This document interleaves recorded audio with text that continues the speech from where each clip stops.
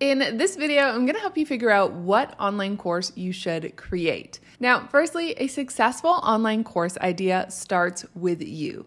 So your expertise, your life experience, your skill set, and anything that you're naturally good at. This is where we want to start. And then what you need to realize about online courses is that it's really about helping others achieve a result. There is tons of information online that people can just go and read and learn.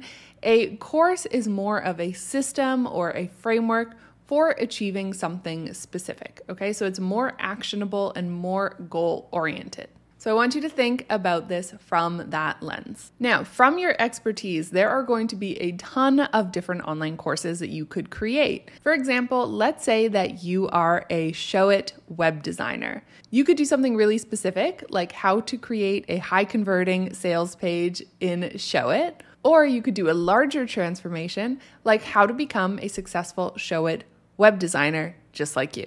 Okay, so there's actually a lot of different ideas that can come from one form of expertise. Now, of course, you do have to have expertise in a particular area. If you do not yet, then you need to go and develop that, take courses, study, and increase your know-how before you can teach others. That being said, most people underestimate how much they really know. A lot of people have expertise that could help people that are a few steps behind them, okay? You do not have to be the world's #1 expert in something in order to be able to help others. So keep that in mind. Just because you're not the #1 most known expert in your field, it doesn't matter. There's still room for you to be able to create an online course. Okay, so I actually have 7 different ways for you to come up with your idea, and I've put all of these into a PDF with examples. If you would like that, just click the link in the description below to get that. Okay, my first idea is to create an online course that helps someone get to the point of being able to work with you. So let's say that right now you are a coach or a one-on-one service provider.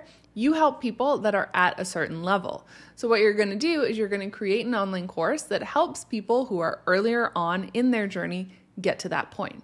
So for example, let's say you are a Facebook ads manager. Maybe you only work with people after they have built an organic audience of 1,000 people. In that case, perfect. That is your online course idea. You're going to help people create that organic audience of 1,000 people. And then after they graduate from your online course, they'll be able to come and also work with you as a client. So think about what you do now and who you work with and what needs to come first. That could be your online course. The next thing you could do is create an online course version of your one-on-one service or coaching. So for example, let's say that you are a copywriter. You could create an online course on how to DIY your own copy, right? That would work perfectly, and you'll see that that one is a really common way to do it. For example, I was first doing Squarespace web design for people. Then I came out with my course Website That Wows that taught people how to create their own Squarespace website from scratch.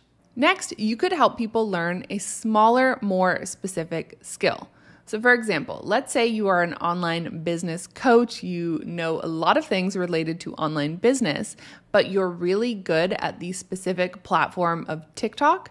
Perfect. You can create an online course on that. So it doesn't always have to be the huge, complete transformation. You can do smaller courses as well that can be really powerful. So you could do a course on TikTok, you could do a course specifically on YouTube or on Instagram. That could be great. You could also choose a specific platform, which is what I've done. So you could have an online course on something like Notion or something like ClickUp. You choose a tool that you really love and you're using, and then you create a course around that.